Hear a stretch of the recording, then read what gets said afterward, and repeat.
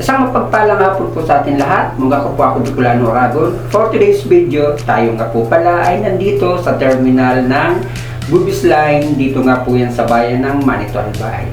Tayo naman po ay uuwi na dahil tapos na po ang ating bakasyon. Tara, let's go mga kapatid!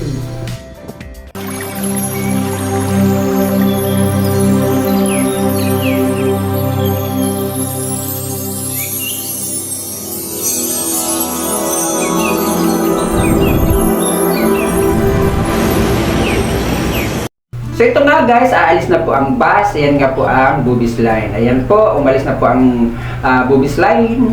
Galing po sa terminal sa bayan po ng Manito Albay. Tayo naman po ay tapos na magbakasyon. Ito pa ang unang hinto. Dito po yan sa part ng Camarines Sur. At ayan po ang ating sinakyan. Yan nga po ang Bubis Line.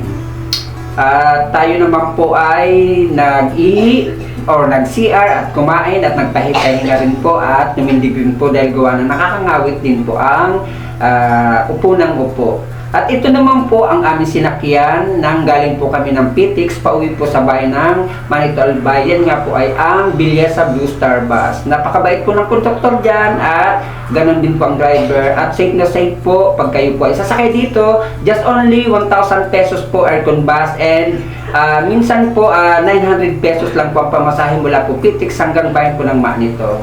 Ito po ang sitwasyon at tayo naman po ay tayo na naman po ay huminto sa part din po ng Camarines Norte at pangalawang hinto po to ng Bubis Line papunta po ng Maynila. So dito ko na po tatapusin ang aking vlog sa gabing ito at isang mapagpalang gabi po sa atin lahat. Bye bye po, God bless you sa ating mga kapatid.